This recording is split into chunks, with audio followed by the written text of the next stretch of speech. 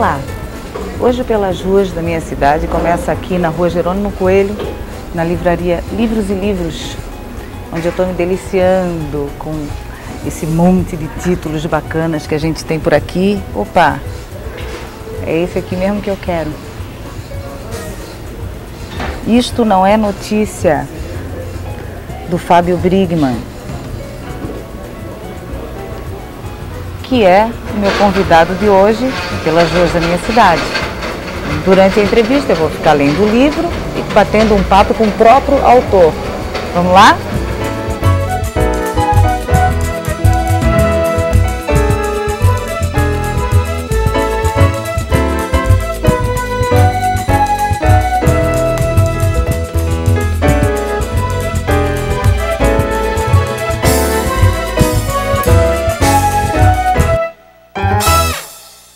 Fábio, diga. Isso Não É Notícia.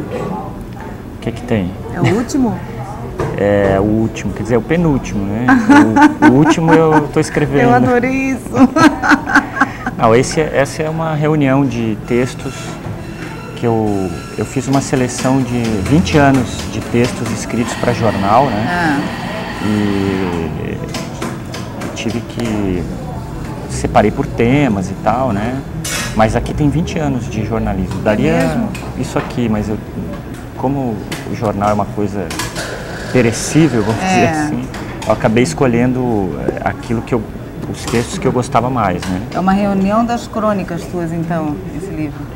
Eu nem chamo de crônica, né? Porque eu acho que eu não sou cronista no sentido mais correto do termo, né? Eu não sou um cronista... tipo, sei lá, o Sérgio da Costa Ramos, que eu acho que é o verdadeiro cronista, assim, né?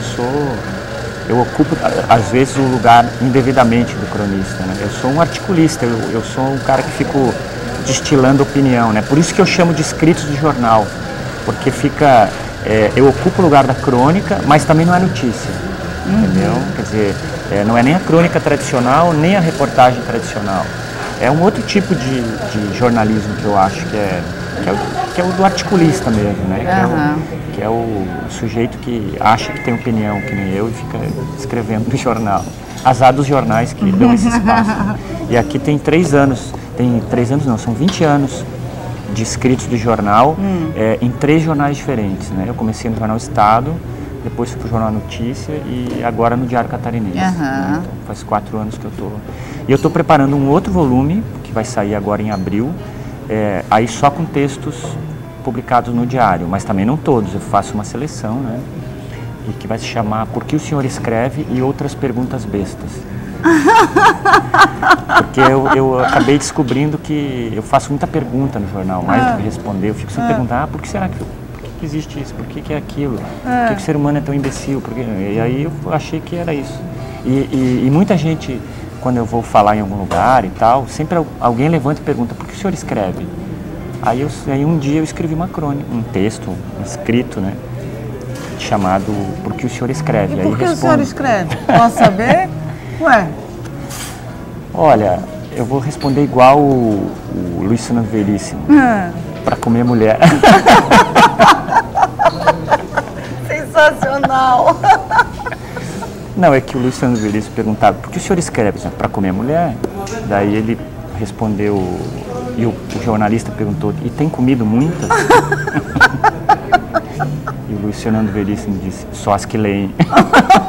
Meu Deus então, não, mas por que eu escrevo? Talvez porque eu não saiba fazer outra coisa na vida, realmente. Eu não sei capinar, eu não sei fazer conta, eu não sei dirigir avião, eu não sei lá, não sei fazer outra coisa na vida, a não ser ler e escrever, né?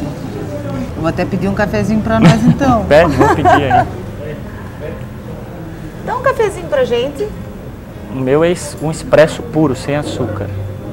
O meu também, pode ser purinho, mas eu vou botar um adoçantezinho. E quantos livros? 20 anos, então, que tu escreves, é isso? Sim, exatamente, 20 anos. E quantos livros publicados? Que param em pé, assim, igual esse? Não, esse nem para em pé, ele para. Que param em pé. Ó, parou em pé. Então esse conta como livro. Não, porque quando eu era adolescente, a gente publicava muito livreto, muita muita coisa para distribuir na rua, que não dá para considerar como livro, né? Mas Que Paro em Pé, eu acho que é o quinto, não tenho certeza. Mas eu tenho vários livretos que a gente chama de lâminas, ou, sabe, que distribuía na rua. Assim. Tem um termo específico que eu esqueci agora. Mas aqui tem, ó, 1, 2, 3, uns 5 livros que param em pé. Que param em pé, sensacional. E entre eles tem livros de contos, né? Tem 2 livros de contos. Tem esse de artigos, tem um que é um livro de ensaios que eu escrevi junto com um promotor público, que é o Dr. Pedro Decomain, que a gente trocou cartas durante muito tempo e a gente publicou essas cartas. E esse livro chama-se Para que Serve o Estado? Porque o tema dessas cartas era sempre o papel do Estado. Então foi uma discussão muito interessante, porque eu sou um leigo, né? Eu não sou formado em Direito, e ele é um promotor público, mas muito inteligente, assim, muito perspicaz. Então a correspondência sempre foi muito afetuosa e sem muito preconceito, porque talvez se fosse outro profissional do direito quisesse usar uma linguagem muito acadêmica e tal. E ele não, ele foi de então a gente resolveu publicar as cartas e tal. E hoje algumas escolas de direito usam o livro como material didático, assim, porque tem reflexões que a gente julga importantes. Né? E tu tem uma editora, né, Fábio? Sim. Eu com Péricles Prade, né? E a tua editora também, a tua editora publica vários livros jurídicos, não é? Não, aí é o seguinte, a gente tem, a Letras Contemporâneas, ela tem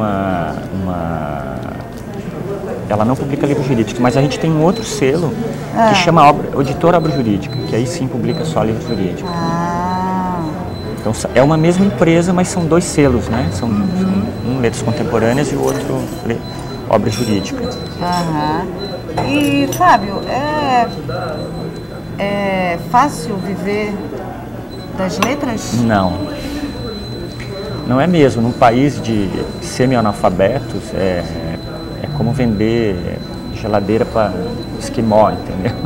É uma situação bem complicada, porque o Brasil é um dos países que o índice habitante-livro é um dos menores do mundo. Enquanto que na França, por exemplo, se lê cada habitante lê 18 livros por ano, uma média, óbvio, né? Tem uns que não lê nenhum, mas no Brasil é 1,4. Então é muito cruel, assim, uma coisa absurdamente cruel essa relação. E agora, mas claro, alguém tem que fazer isso, né? Alguém tem que publicar livros. Eu também não escolhi, eu não escolhi minha profissão para ser rico, para ganhar dinheiro, não. A minha história é com prazer, né? Eu vivo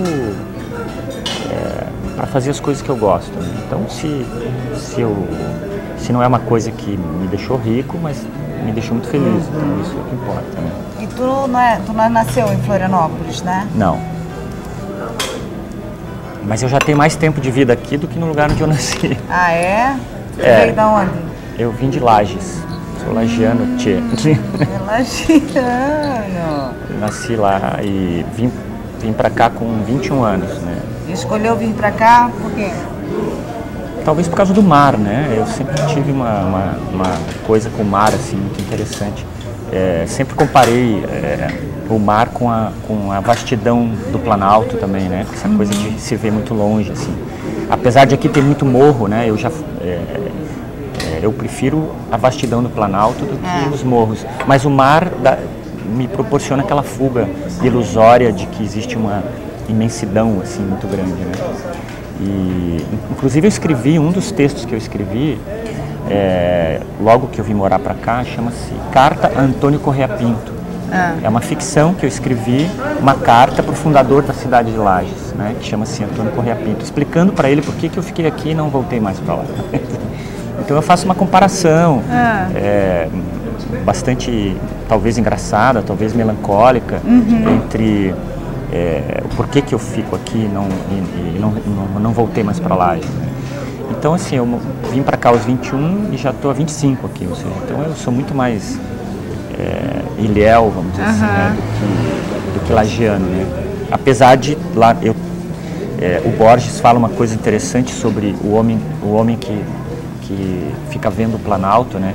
Como se a visão dele fosse muito mais profunda do que as pessoas que moram perto dos morros, que a visão é limitada, né? Sempre a tua visão é bloqueada pelo morro. Então eu sou esse misto, eu acho, desse cara que tem a melancolia de ver sempre no horizonte, tentando entender o que está acontecendo para lá, e daquele sujeito que é bloqueado pelo morro, né? Quer dizer, de alguma maneira fica tentando imaginar também o que tem atrás do morro. Né? Eu sou esse misto. Assim. E por que não voltou mais para Lages? Eu acho que pela incompreensão, assim, eu acho que eu era uma espécie de ovelha negra. Lages é uma cidade que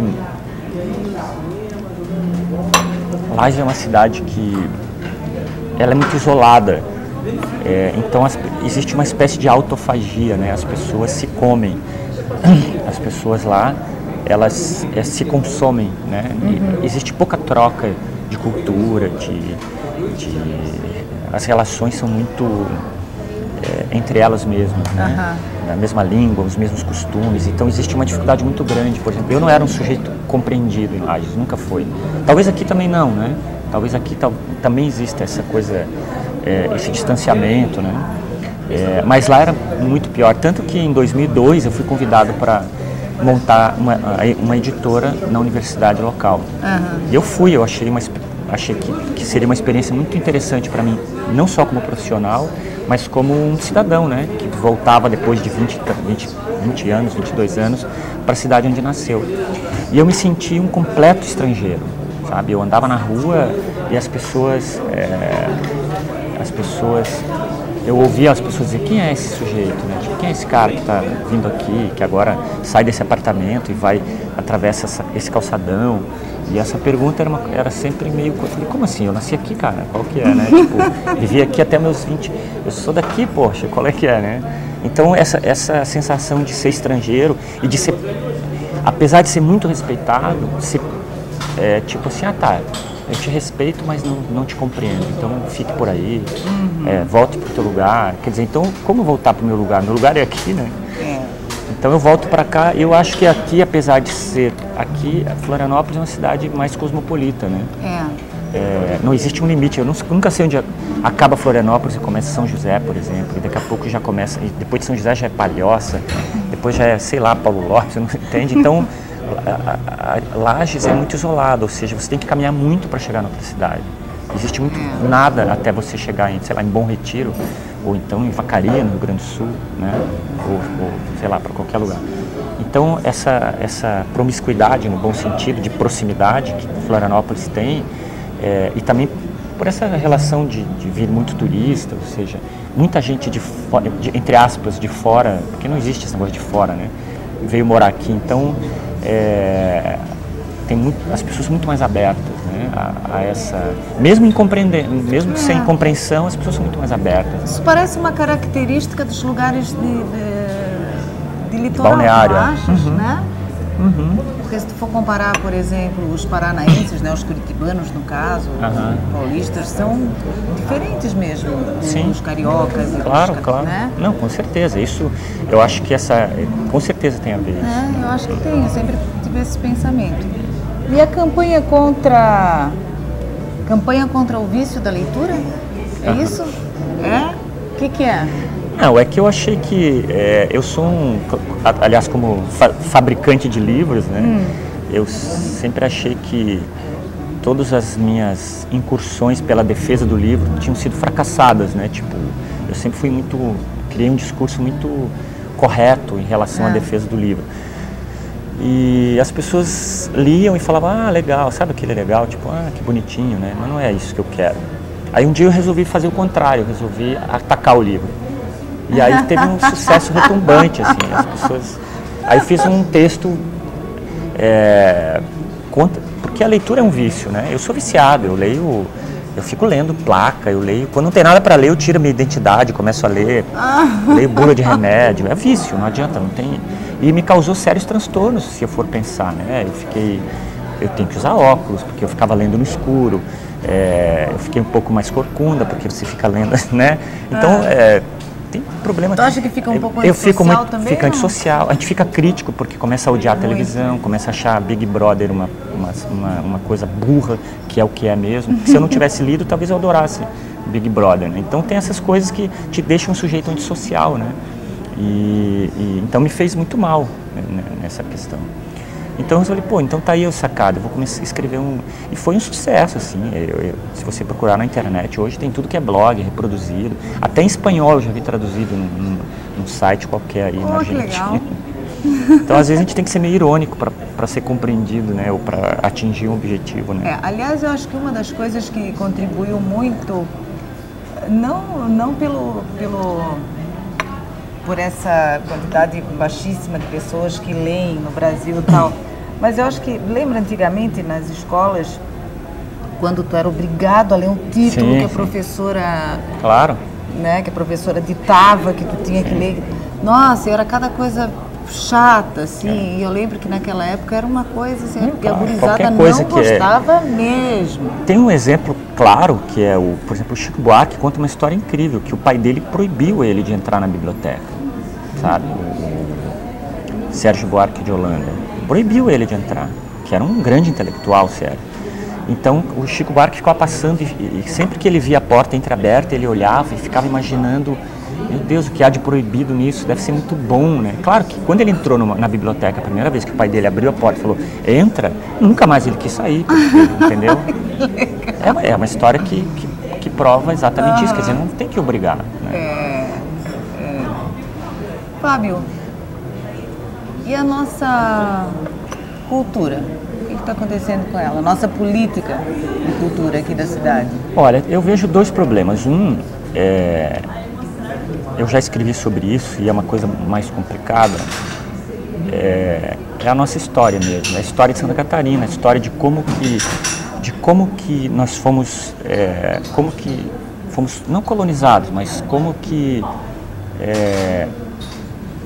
a cultura dos nossos antepassados que vieram morar aqui, ou seja, nós somos descendentes de europeus na maior parte do estado de Santa Catarina, né? Eu sou eu sou uma mistura de polonês com português e alemão, né? E era nada contra essa cultura, não tenho, quem sou eu para ser contra isso, mas eles vieram dotados de um espírito católico, conservador tão grande, tão forte, cujo mote era o trabalho a qualquer custo, entendeu?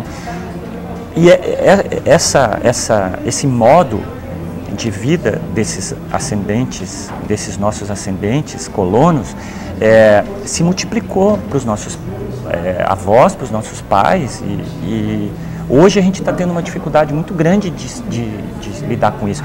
E o que significava essa moral que eles trouxeram? Que artista é vagabundo, porque artista acorda tarde. Então, e esses mesmos caras foram os que ocuparam os cargos.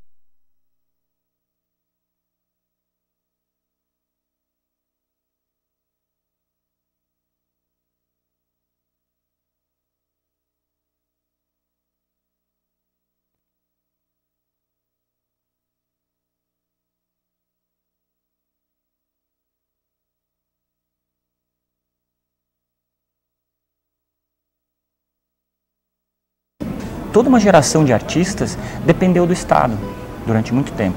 E essa dependência foi muito danosa, tanto para o artista quanto para as relações do Estado com o resto da sociedade. E hoje o que está acontecendo?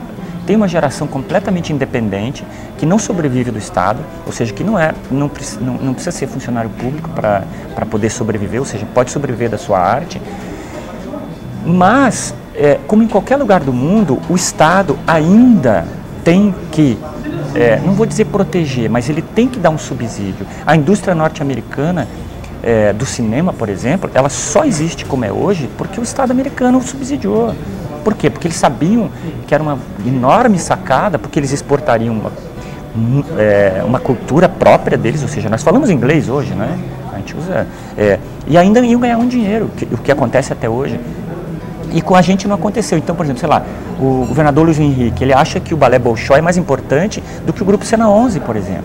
Tanto que ele investe milhões, que um dinheiro que não é dele, é nosso, é público, numa coisa que é extemporânea, completamente caduca, não tem mais sentido aquele tipo de escola.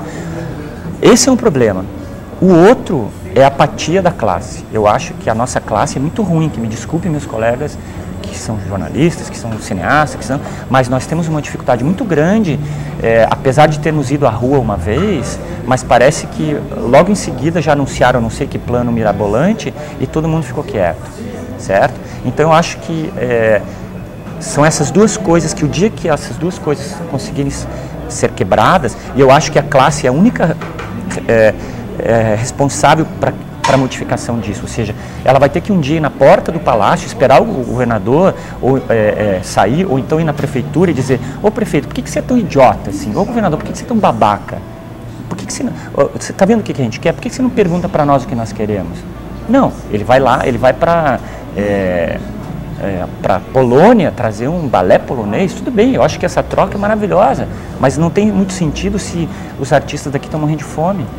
Então, esse diálogo ainda não existe entre produtores e artistas, porque existe um medo muito grande. O produtor de reclamar porque acha que não vai ganhar mais verba, e o Estado contente com isso. O Estado não, desculpa, o governo contente com isso. Ou seja, não, vocês estão comendo aqui na minha mão. Então, essa relação, o dia que for quebrada, talvez as coisas melhorem. Fora isso, nós vamos continuar com uma política cultural do município, que é completamente equivocada, e a do Estado a mesma coisa. Então, esse é o grande problema. Se tu pudesse fazer um projeto, um plano emergencial? Olha, eu já várias vezes, eu trabalhei um ano na Fundação Franklin Cascais com um plano de governo que era um plano de campanha, inclusive, do Dário Berger, porque eu tinha sido convidado para isso, ou seja, eu fui convidado para ajudar a fazer esse plano. E quando eu entrei, eu não assumi, eu apenas entreguei esse plano, eu escrevi junto com o Péricles, né? Nós escrevemos esse plano e entregamos e falamos, bom, essa é a política de governo que foi discutida amplamente com a classe e em debates, nas conversas culturais, na frente em defesa da cultura. E nunca foi... quando esse plano não foi executado, eu fui chamado para ajudar a executar. Aí sim eu entrei na fundação. Mas o superintendente atual, ele pegou aquele plano e falou assim, bom, não me interessa isso, e foi fazer outra coisa, que eu não sei qual é, porque não aparece, entende? Então, eu acho que o básico hoje seria, primeiro, acabar com a política de governo de cultura. A política tem que ser do Estado, ou seja, o Estado tem que ouvir as pessoas que fazem cultura, ou que criam, ou que fazem arte, e dizer, o que vocês querem? Isso já existe, ou seja, a classe já se reuniu e disse, bom, nós queremos que essa relação não se dê mais, não seja mais política de balcão. E só existe uma única forma para que essa política não seja de balcão. Qual é? A transformação de um plano numa lei, ou seja, numa espécie de um Fundo Municipal de Cultura, entende? Onde todo e qualquer projeto financiado pelo poder público passe necessariamente por editais públicos. Você vai construir uma rua, não tem que fazer edital? Você vai construir um prédio público, não tem que ter edital? Por que para a cultura o governador chega, não, pega o Balé Bolshoi, pega aqui 5 milhões? Com que critério? Quem faz isso?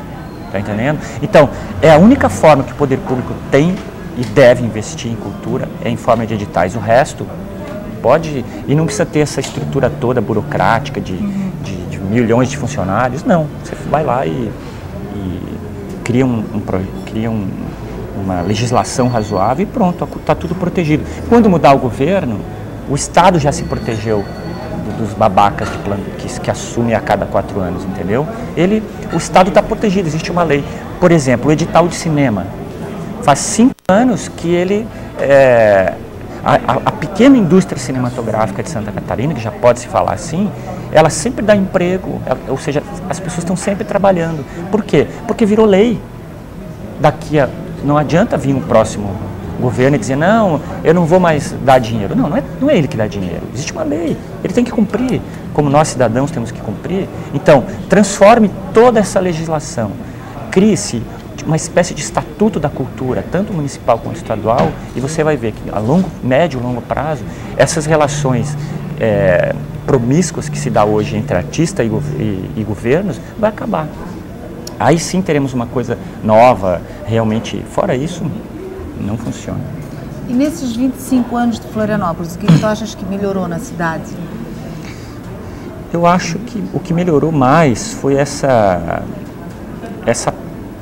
troca entre culturas, né? Essa vinda de muitas pessoas de diversos lugares. Isso aí foi, eu acho que é a coisa mais saudável que pode existir para uma cidade. Eu acho que as grandes cidades, as grandes metrópoles que hoje são interessantes, elas têm essa formação, né? Elas têm essa multicultural, ou seja, não pode ser uma monocultura, entende? Então, essa troca, eu acho que é o que mais há de interessante, né, na cidade. E na cidade, aqui em Florianópolis, qual o lugar que tu gostas, que tu te identificas mais? Olha, eu gosto de vários lugares, né? Essa cidade tem, apesar da especulação imobiliária devastadora, existem lugares ainda que eu acho que gosto muito. Eu tenho 2 lugares especialmente que eu gosto. Um é Santo Antônio de Lisboa, porque eu morei lá. Eu morei exatamente na praça, ou seja, onde a Princesa Isabel... luxo! E hoje é uma pizzaria, às vezes vou comer pizza no meu quarto, né? Ali naquela casa tu morava? Morei ali. E um outro lugar que eu acho que é bem emblemático na cidade é aquela praça que tem na cabeceira da Ponte Velha, né? Porque é um misto de